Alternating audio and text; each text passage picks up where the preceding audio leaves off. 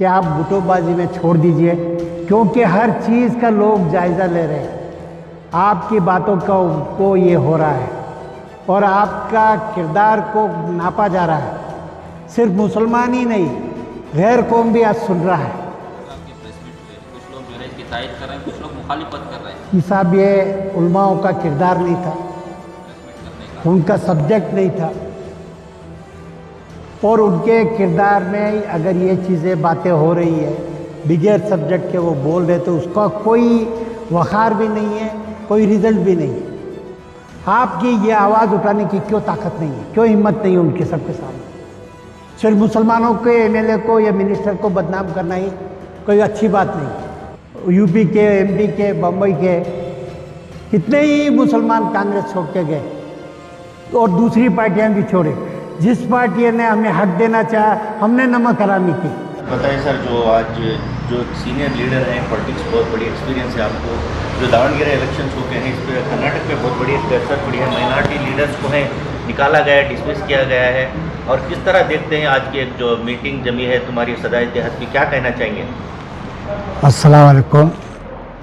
देखिए, हम अगर बात करते हैं अपने झांग को अपन दिखाएंगे तो अपनी बेइज्जती होगी। ये कौम के वक़ार को गिराना उठाना हर आदमी का फ़र्ज़ होता है, और वो अपने हिसाब से अपनी मनमानी ना करे।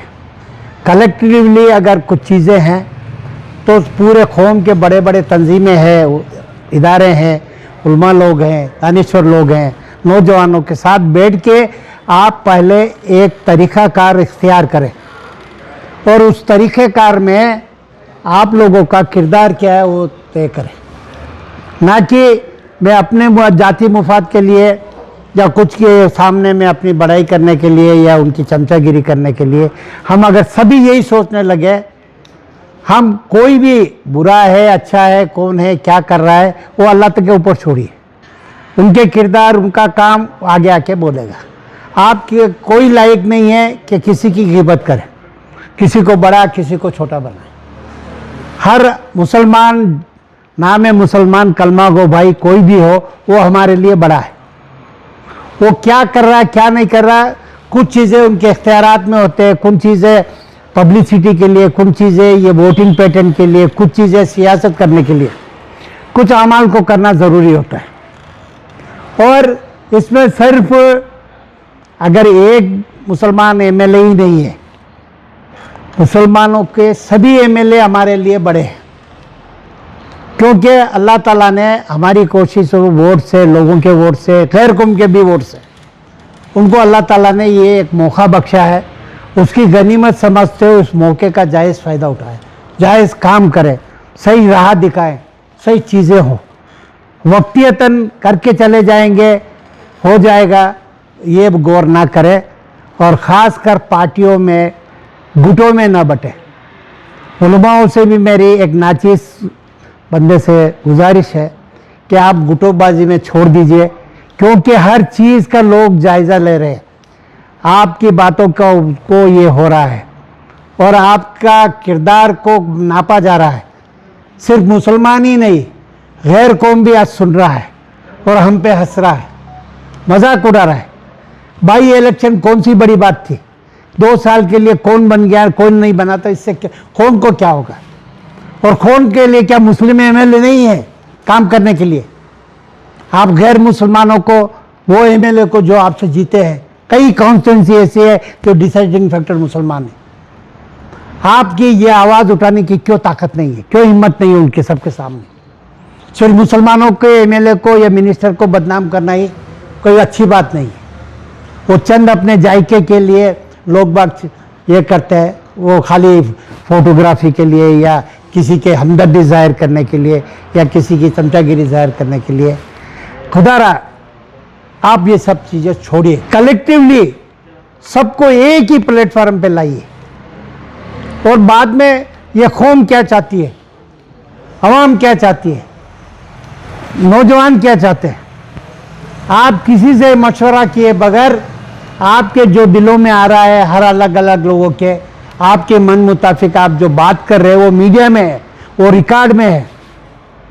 इस चीज़ को पोलाइट नहीं करें, मुसलमानों की कुर्बानियों को, मुसलमान के रहनुमाइयों को आप जाया ना होने दें, ये मैं कहना चाहता हूँ। सर हालात तो बिगड़े हैं, बात हर कोई कर रहा है, लेकिन सोल्यूशन क्या है सर? मैं वही तो अभी बोला, सोल्यूशन आपको बता रहा हूँ कि अब ये सब कहाँ चीज से पहले हर कोई मैं सही हूँ, याद सुनिए, अभी हमारे मेरी बात सुनिए, आपको अगर शऊर है और आपको सोचने का मादा अल्लाह ताला ने दिया है तो आप पहले तो सोचिए, अभी कर्नाटका के अंदर इलेक्शन में 2 साल है, कौन जीता है, कौन मरता है, हालात क्या होते हैं, कौन कांग्रेस छोड़कर बीजेपी में जाता है और बीजेपी छोड़ के कहाँ जाता है, कोई कायम तो है नहीं, या आप गारंटी या मैं गारंटी नहीं दे सकता हूँ।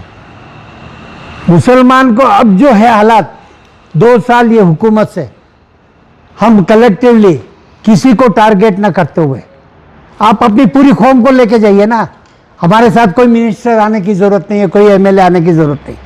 हम कौम की इतनी ताकत है कि हम अपने प्लेटफॉर्म से एक होके इत्तेहाद का मुजाहरा करते हुए, उलमा कौम से अलग नहीं है, दूसरे लीडर कौम से अलग नहीं है, दूसरे जितने भी नौजवान ताकतें शख्सियतें अलग नहीं है। आप सब एक कौम की बात कर रहे हो तो कौम की करो, सियासती करना है तो आप कितने ही गुटों में बढ़ जाओ, कितने के प्रेस मीट हुए, कुछ लोग जो है इसकी तायद कर रहे हैं, कुछ लोग मुखालिफत कर रहे हैं। साहब ये उलमाओं का किरदार नहीं था, प्रेस मीट करने का उनका सब्जेक्ट नहीं था, और उनके किरदार में अगर ये चीज़ें बातें हो रही है बिगैर सब्जेक्ट के वो बोल रहे तो उसका कोई वखार भी नहीं है, कोई रिजल्ट भी नहीं है। अगर 2 साल बाद इलेक्शन होते हैं तो पार्टियां जानती है या खुद जानते हैं, और आजकल सियासत जो है वो एक चीज़ पे आके टिक गई है, सिर्फ सियासत में जाओ और पैसे बनाओ और अपने बच्चों का, अपने ख़ानदान का, अपने लोगों का, अपने फॉलोवरों को सिर्फ देखो। तो ये क्या हो गया, कौम के लिए कोई नहीं कर रहा है। मुझे आज बताइए कि मुस्लिम मोहल्लों में कितनी तरक्की हुई है, जबकि उनका फंड भी गवर्नमेंट ने दिया है। पूरे आप सिर्फ मेरा यही बार बार कहना है कि मुसलमान ही एक एमएलए नहीं है, इतने मिनिस्टर में मुसलमान ही एक नहीं है। आप अपने हक के लिए दूसरे डिपार्टमेंट के, दूसरी मिनिस्ट्री के जो दूसरे कामें हैं उनके लिए क्यों एक हो के आवाज़ नहीं उठाते? आप बहुत सारे बोलते हैं, हमारे 4-5 इशू थे, सिर्फ वही है। चलिए हम वो इशू को चाहते हैं कि हमारा हक के करो, मगर आने वाले जो रोड मैप जो होते हैं डेवलपमेंट के, एजुकेशन के, हाँ आज बच्चे बिगड़ रहे हैं, उनके हाथ में काम नहीं है, आज हमारे नौजवान भटक गए हैं, उनके पास पैसा बिगड़ ये हो रहा है, बेकार होके काम के मोहताज है, उसके लिए कोई स्कीमें नहीं बन रही है। मैं तो चाहता हूं कि हर एक तंजीम बड़ी मुसलमानों की आवाज़ बन के इन सब से वाइट पेपर पूछे कि आपने हमको जिताया, चाहे गैर मुसलमान हो या मुसलमान हो, आप हमें एक वाइट पेपर में बताइए कि आपने क्या क्या किया है। हमारे सामने वीडियो बताइए, आपके काम बताइए, हम हर मोहल्ले में आपके साथ आने के लिए तैयार हैं। हमारे इंटेलेक्चुअल कितने ही भाई हैं, जजेस हैं, अच्छे अच्छे डॉक्टर हैं सर, उन लोगों की भी जवाबदारी है कि इन ठेकेदारों से हर महीने ने तो 3 महीने में, 6 महीने में उनसे जाके जवाब तलब करे और रिपोर्ट ले, वाइट पेपर पर लिखा है कि ये फलाने फलाने भाई ने, फलाने फलाने एमएलए ने कौम के लिए ये किया, मोहल्लों के लिए ये किया। खाली थोड़ा शोषा करने से या कुछ शादियां कर देने से या किसी को अपने बना देने से ये कौम की फलाह बेहूदी नहीं है, मुस्तकबिल नहीं है। सर अपने हक के लिए एक पार्टी को ललकारना, ये कहना कि अगर तुमने मुसलमानों का हक अदा नहीं किया तो आने वाले दिनों में मुसलमान पार्टी का। अरे यार, हम मुसलमानों में भी एक कमज़ोरी है। जिस पार्टी ने मुसलमानों को ओहदे दिए, होम मिनिस्ट्री दी,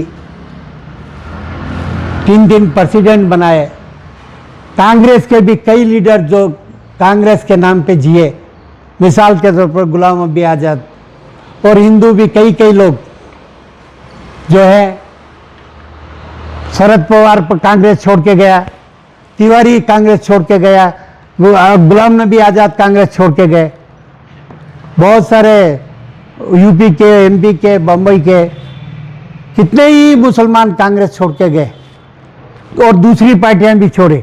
जिस पार्टी ने हमें हक देना चाहा, हमने नमक हरामी की, उस चीज की कदर नहीं की। आज हम किसी के ऊपर इल्जाम लगा रहे हैं, देखिए हमाम में सभी नंगे हैं, सियासत में सभी नंगे हैं, कोई पार्टी किसी की नहीं है। आप अपना क्या समझ सकते हो करो, और चंद लोगों के अच्छे हो जाने से, चंद लोग बड़े हो जाने से कौम का कुछ भला नहीं होगा, सिर्फ उनका जाति भला ही होगा। यहाँ पर कौम को सबको मैंने कहा 4 भी कैटेगरी के मुसलमान लोग एक होके हमारे लिए नहीं करेंगे, जैसे कई गैर कौमों ने किया हुआ है, उनके मठों ने किया हुआ है, उनके इसने किया है। वो अपनी बात नहीं करते, मठ को ये करो करके नहीं बोलते, वो अपने कौम के एजुकेशन के लिए, उनके बच्चों की गरीबी के लिए, उनको आगे लाने के लिए पहले वो काम करते, बाद में जाति भी कर रहे, वो कोई गलत नहीं है। अगर कोई जाति पैसा खर्चा करता है, अपनी प्रॉपर्टियां बेच के सियासत में लगाता है, अपनी मेहनत से, अपने काम से वो आगे आता है, तो इसमें बुरा क्या है। और एक चीज़, 2 बार जब उन्होंने प्रेस मीट की प्रेस की तो उन्होंने कांग्रेस को कहा कि अगर आप हमको हक नहीं देंगे, यानी कि जो लीडर्स को निकालें उनको वापस नहीं लेंगे, तो हमारे पास दूसरा ऑप्शन है। क्या आपको लगता है कि उलमा के पास दूसरा ऑप्शन कुछ नहीं है? वो सिर्फ बोली बातें हैं, क्योंकि आज कांग्रेस हो या किसी को मिटाने के लिए दूसरे पैदा हो गए और मिटा भी दिए कांग्रेस को।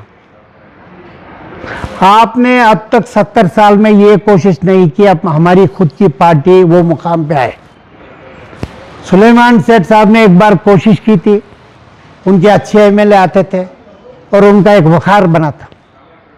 उसके बाद कोई भी नहीं आए, यही पार्टियों को लेके कभी बीएसपी, कभी एसपी, कभी ये, कभी वो पार्टियों के साथ कुछ मुसलमान चले गए, तो इसका मतलब वो पार्टी उनकी नहीं हो गई। कांग्रेस, आपको किसने कहा कि कांग्रेस मुसलमान के भलाई सोचने की पार्टी है? आपको किसने कहा कि बीजेपी चाहेंगे कि मुसलमान आगे आए? आपको किसने कहा कि जनता दल चाहेगा कि मुसलमान आगे आए? अरे भाई, आप भी तो कुछ वखार रखते हैं। वोट की ताकत 18 साल के बाद मिलती है, उसको ज़ाया होता है, उसका कुछ फ़ायदा आपको कलेक्टिवली करना है। और आपको भी अब धीरे धीरे ये जो भी हादसा हो रहे हैं, जो भी वाला हालात हो रहे हैं, वाक़यात हो रहे हैं, कुछ सबक सीखना है। क्या करना है वो अकेले सोचने के लिए, कुछ अपने मुफाद के लिए, लीडर बनने के लिए आपको गुमराह करते हैं और आप उनके पीछे वाहवाही करते हो, जिसकी कोई बुनियाद नहीं होते, जिनके कोई उसूल नहीं होते, उनको भी आप अपना बड़ा समझते हो। कौन किसको बिकने वाला है, कौन पार्टी क्या करने वाली है, कौन शख्सियत किसके साथ करे, बी टीम है, ए टीम है, सी टीम है, या रियल में कौम की है। डीजल की वाहवाही, जैसे अभी आज बीजेपी के अंदर मोदी और अमित शाह ही एक हो गए, वैसी हिसाब से भी मेरी गुजारिश कि सिर्फ वो अकेले एक ही नहीं है, आपका भाई एक ही नहीं है। आपकी पार्टी को अगर बड़ा बनाना है, मुसलमान की पार्टी बनाना है, तो आपके उसूलों को चेंज करना पड़ेगा। मुसलमान तो ऐसी कौम है, भोली कौम है कि भरोसा करती है, मगर जाति मुफाद के लिए आप सोचोगे कि मुस्लिम पार्टी है, मुस्लिम कर रहे हैं। एसडीपी यहाँ पर है, मगर उनका एक उसूल एक दायरे में है, उनके कॉन्ट्रैक्ट जो है एक ही एरिया के लोगों में है। मैं नाम नहीं लेना चाहता, आप सब जानते हैं, मंगलोर केरला का वही स्टेट है, वहाँ उन्होंने मजबूत होना चाहिए पहले। क्या पूरे कर्नाटका में अपनी ताकत को ज़ाया करने के बजाय जहाँ पर अपना रसूख है, 1 से 2 बनो, 2 से 10 बनो। बीजेपी में सिर्फ 2 एमपी जीत के आते थे, क्या आज ये मुकाम पे पहुंचे? तो उन्होंने अपने बेल्ट को मजबूत किया पहले, वहां से उनको आने की ताकत बढ़ी, धीरे धीरे झाड़ फैलता है, वो फैलता गया। तो एसडीपीओ वाले से मेरी गुजारिश है कि आप पूरी जगह आपकी ताकत को ज़ाया ना करें, इधर उधर वोटों को बंटवारा ना करें, और आपका जो इलाका है उसमें पहले मजबूत करें। एक 10 एमएलए, 5 कारपोरेटर, 20-25 कारपोरेटर, वो एलए से आप लाओ।